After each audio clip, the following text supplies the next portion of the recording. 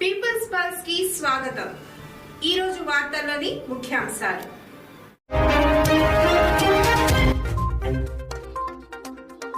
ఏపీలో DSC notification విడుదల. 6100 పోస్టుల భర్తీకి నిర్ణయం.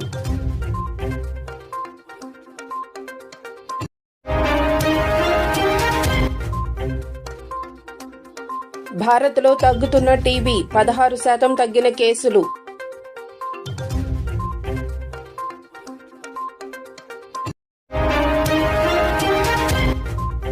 $2.86 లక్షల కోట్ల రూపాయలతో బడ్జెట్ ప్రవేశపెట్టిన జగన్ సర్కార్.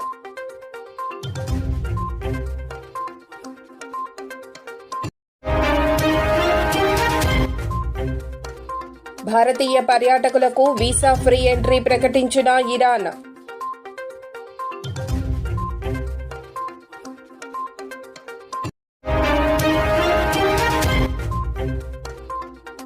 శబరిమల రైల్వే ప్రాజెక్టు కోసం 2 మార్గాలు పరిశీలిస్తున్నాం. కేంద్ర మంత్రి వైష్ణవ్.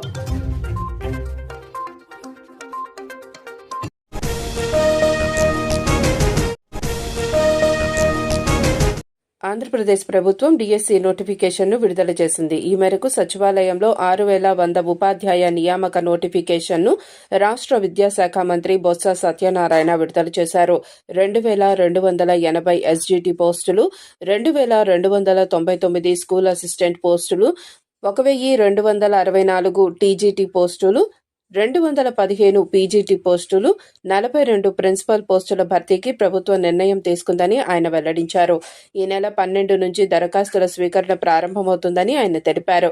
మార్చి 15 నుంచి 30వ తేదీ వరకు డిఎస్సి పరీక్షలు నిర్వహించి ఏప్రిల్ 7న ఫలితాలు వెల్లడిస్తామని పేర్కొన్నారు. కాగా 23,000 పోస్టులను భర్తీ చేస్తామని చెప్పి 6,100 పోస్టులను మాత్రమే విడుదల చేయడాన్ని నిరుద్యోగ అభ్యర్థులు ఆందోళన వ్యక్తం చేస్తున్నారు.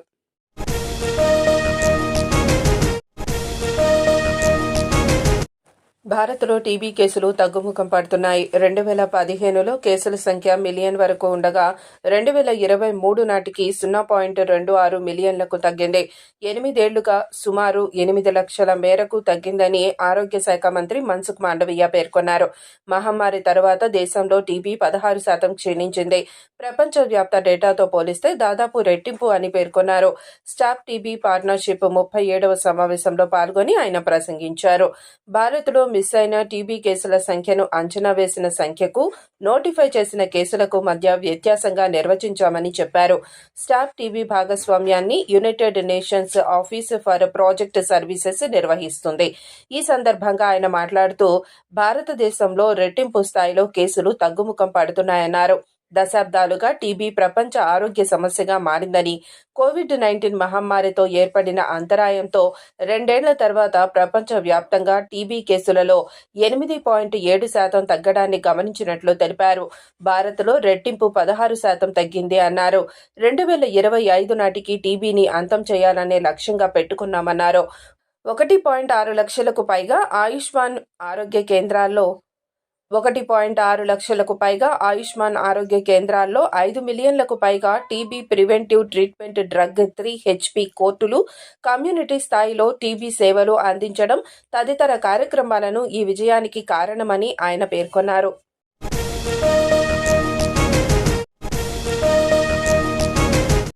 2024-25 ఆర్థిక సంవత్సరానికి 2,86,389 కోట్ల రూపాయలతో ఏపీ ప్రభుత్వం అసెంబ్లీలో ఓట్ ఆన్ అకౌంట్ బడ్జెట్ను ప్రవేశపెట్టింది.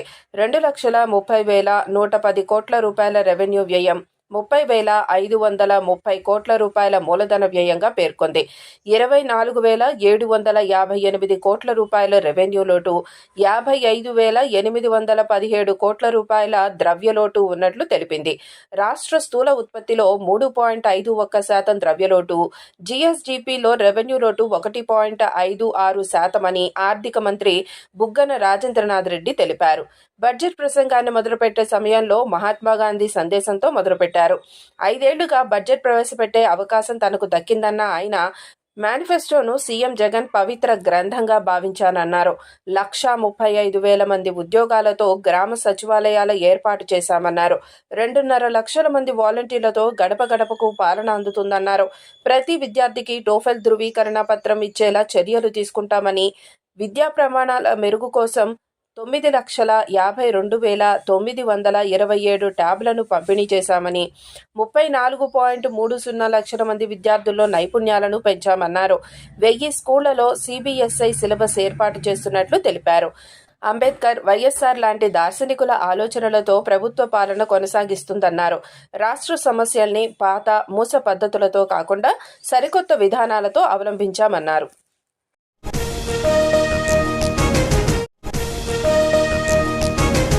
భారతీయులకు వీసా మినహాయింపు ఇచ్చే దేశాల జాబితాలో తాజాగా ఇరాన్ వచ్చి చేరింది. భారతీయ పర్యాటకులకు వీసా ఫ్రీ ఎంట్రీని మంగళవారం ప్రకటించింది. వీసా అవసరం లేకుండానే భారతీయులు తమ దేశానికి రావచ్చునని వెల్లడించింది. ఈ మేరకు వీసా కలిగి ఉండాలన్న నిబంధనలను ఈ నెల 4 నుంచి ఎత్తివేస్తున్నట్లు ప్రకటించింది. సాంస్కృతిక, పర్యాటక సంబంధాల మార్పిడిని మరింత వేగవంతం చేసుకునేందుకు ఈ నూతన విధానం అమలు చేస్తున్నట్లు తెలిపింది. అయితే కొన్ని షరతులు పెట్టింది. భారతీయ పర్యాటకులు వీసా లేకుండానే తమ దేశంలో 15 రోజుల పాటు ఉండొచ్చని తెలిపింది. విమాన మార్గంలో వచ్చే ప్రయాణికులకు మాత్రమే ఈ వీసా ఫ్రీ ఎంట్రీ వర్తిస్తుందని వెల్లడించింది. ఈ గడువు ఎట్టి పరిస్థితుల్లోనూ పొడిగించబోమని స్పష్టం చేసింది. కేవలం పర్యాటకం కోసం వచ్చిన వారికి మాత్రమే వీసా ఎత్తివేత అమలవుతుందని తెలిపింది. 6 నెలలకొకసారి మాత్రమే ఈ వీసా రహిత టూర్లకు అనుమతిస్తామని పేర్కొంది.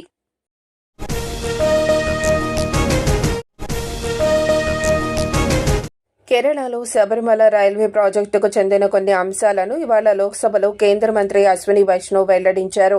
ఎన్నో ఏళ్ల నుంచి ఆ ప్రాజెక్టు గురించి స్టడీ చేస్తున్నా ఎటువంటి ప్రగతి సాధించలేకపోయామన్నారు. రాష్ట్ర ప్రభుత్వం నుంచి ఎటువంటి సహకారం అందడం లేదన్నారు. అయితే శబరిమలకు రైల్వే ట్రాక్ విషయంలో 2 ప్రత్యామ్నాయ మార్గాల గురించి ఆలోచిస్తున్నామని మంత్రి తెలిపారు. శబరిమల ఆలయానికి వెళ్లే భక్తుల కోసం ఈ రైలు మార్గాన్ని వేయాలని చాన్నాళ్లుగా డిమాండ్ ఉంది. భూసేకరణ, నిధుల కేటాయింపుల్లో రాష్ట్ర సర్కారు సహకరించడం లేదని మంత్రి తెలిపారు.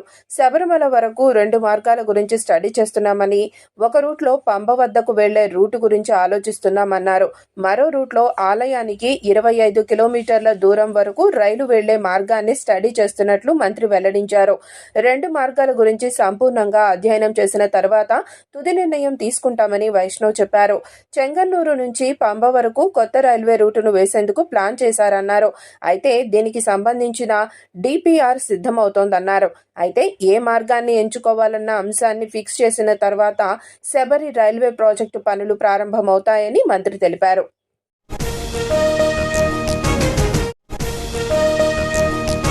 వార్తలు ఇంతటితో సమాప్తం. చూస్తూనే ఉండండి పీపుల్స్ పల్స్.